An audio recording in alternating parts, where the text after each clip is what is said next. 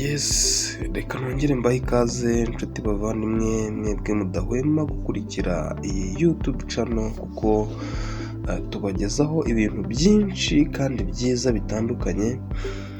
Uyu munsi rero n'abatindiye nje kubabwira ibintu bitanu by'ingenzi, bya bindi bikugwingiza mu iterambere ryawe, bya bindi bigusubiza hasi, bya bindi bituma udatera intambwe ngo ugere ku rwego nk'urw'abandi, nawe ushininge nk'abandi, ugere ku byifuzo byawe, ukabona neza urakora ariko ibintu byose biranga, ukabona usubira inyuma. Nyemera rero tugendane. Mbere ya byose reka tubanze dusenge kugira ngo ibi ngibi tugiye kukubwira wumve ko nta butubuzi burimo, kandi nawe nushyiramo logique urasanga ari byo 100%. Turagushimye Mwami Yesu Nyiringabo kubwo kutwemerera ko uyu munsi ugera. Turagushimye kubw'uburinzi bwose ukomeje kuduha, ugatanga ingabo zawe kugira ngo zipfe ku bwacu. Aya ni amahirwe rero twongeye kubona kuri uyu munsi, twongeye kubona amahirwe adasanzwe. Ni ukuri Mwami, tugiye kunguka ubumenyi kuri iki kiganiro tugiye gukora. Dore hariho benshi baba babipinze, ariko mu by'ukuri ibi ngiye kukubwira ni ukuri. Mwami, ndagushimiye kubw'izi mbaraga uba watanze. Uwiteka, aka kanya rero ndakugira ngo nkutabaze uze tubane mu kiganiro, ubundi umuntu ugiye kumva ibi bintu bimukure ku rwego rumwe bimushyire ku rundi. Ndagushimiye Mwami ko utajya udutererana, buri wese uri hano aryoherwe n'ibyo tugiye kuvuga. Urakoze Mwami, turagushimiye. Ibyo byose dusabye tubyizeye mu izina ryawe Yesu Kristo, amen. Murakoze cyane rero, reka dutaruke n'abatindiye. Mu nzu yawe harimo bino bintu bitanu ugomba gukuramo. Ndagusabye inshuti yanjye, kuramo, ujugunye hanze, kuremo, ntunabibitse umuntu, kuramo ujugunye. Turajya ku kintu cya mbere rero. Ikintu cya mbere ndababwira mugomba gukura mu nzu yanyu ni imyenda ishaje. Urabona, ujya kugura imyenda uyikunze, ukayambara, mugacana mu mvura, mugacana ku zuba, mugacana ahantu hatandukanye, mbese ahantu hose ukahacana umucyo, ariko ikagera igasaza. Ese iyo myenda ko yashaje mu by'ukuri ni iki ukiyibitsemo? Ni iki iyo myenda ikumariye muri iyo nzu? Kuramo, utwike, ujugunye, cyangwa se nibyo nama ya mbere. Ndataruka njya ku kindi cya kabiri. Inkweto. Ndajya ku inkweto zashaje. Sohora mu nzu please, ndagusabye rwose. Ubundi inkweto zisobanura urugendo rurerure, kuko inkweto urayambara nta hantu mutagendana, nta hantu utayicana, ariko iragera igasaza. Uratindikiye mu nzu uri kuyireba aho ngaho mu nzu, inkweto zarashaje, zaraboze, ariko wanze kujugunya. Kura mu nzu ujugunye please, ndagusabye, kura mu nzu ujugunye. Ubwo rero ndataruka njya ku kintu cya gatatu. Urabona, harimo abantu bakunda amavaze, ukabona arateretse nk'ururabo, ariko igihe kikageraho akameneka. Ese koko amavaze yamenetse, uratindikiye mu nzu, uratindikiye mu gipangu, ibyo bintu bimazemo iki? Kuramo ujugunye. Sohora rwose, uwo ni umwanda. Sohora. Ibyo ntabwo bizatuma utekereza neza. Ufite ibintu wakundaga byari bimeze nk'umutako, ariko uratindikiye mu nzu. Sohora, kuramo, jugunya, kandi ubikore wizeye, sibyo?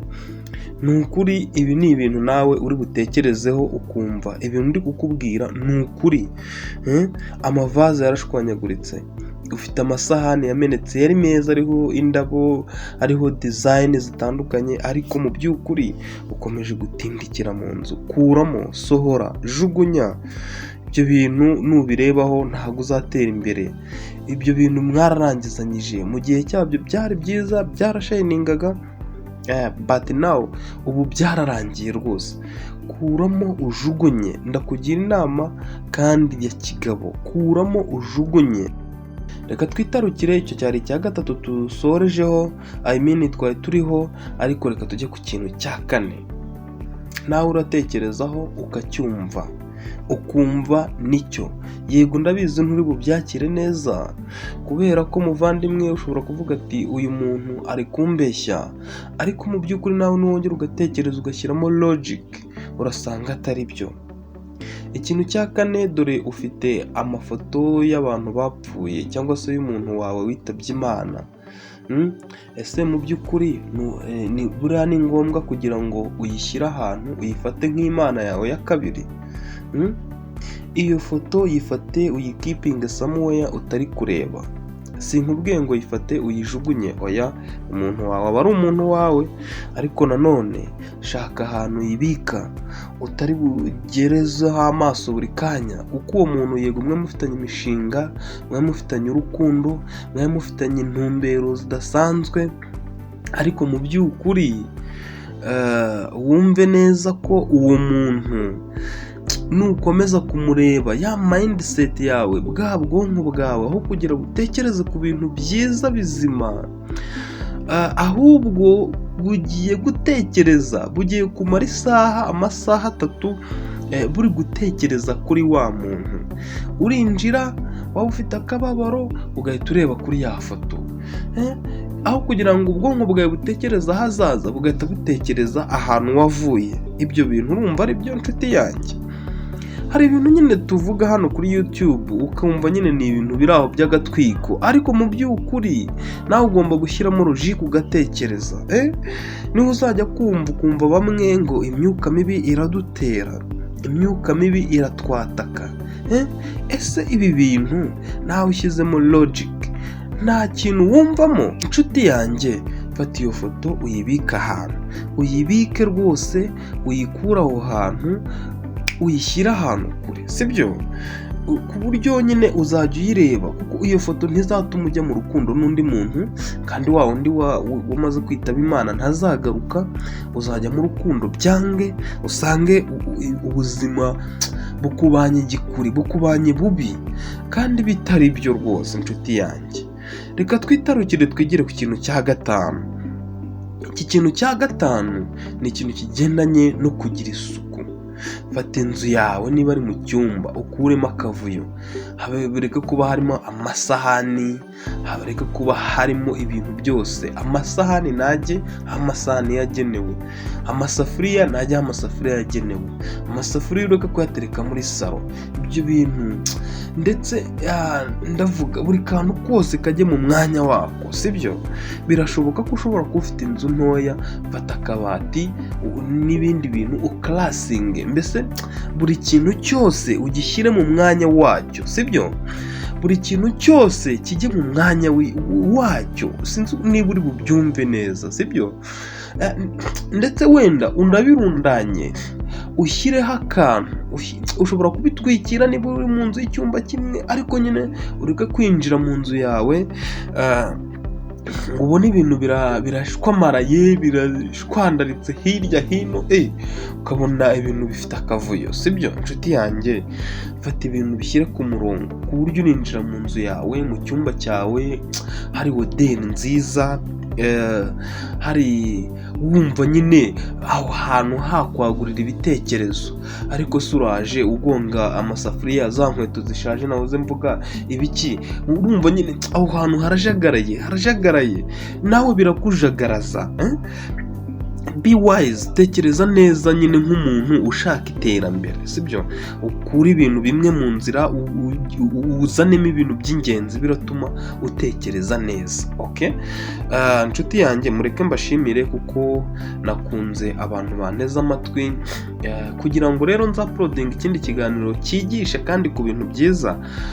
ihangane ukore subscribe kuri iyi channel kugira ngo ejo ni uploading ikindi kiganiro ube uwa mbere uzabona notification cyangwa se ubutumwa bukwereka ko hari ikindi kintu nakoze kuri ya channel yanjye, ubundi nawe uhita ukurikirana. Niba ibi nkugejejeho ari iby'agaciro, tere comment umbwira uti hari ikindi cyaburaga nawe ucyongeremo. Birashoboka ko njye nafashe 5 by'ingenzi, ariko nawe ushobora kubona hari ibindi wabishyira muri comment bikubaka n'abandi bantu. Murakoze cyane rero, ndabakunda. Uyu ni Mr M muri kumwe, ngiye kujya mbashakira utuntu tw'ubwenge mbagezeho. Murakoze cyane. Nitwe Bonny TV, oh yeah.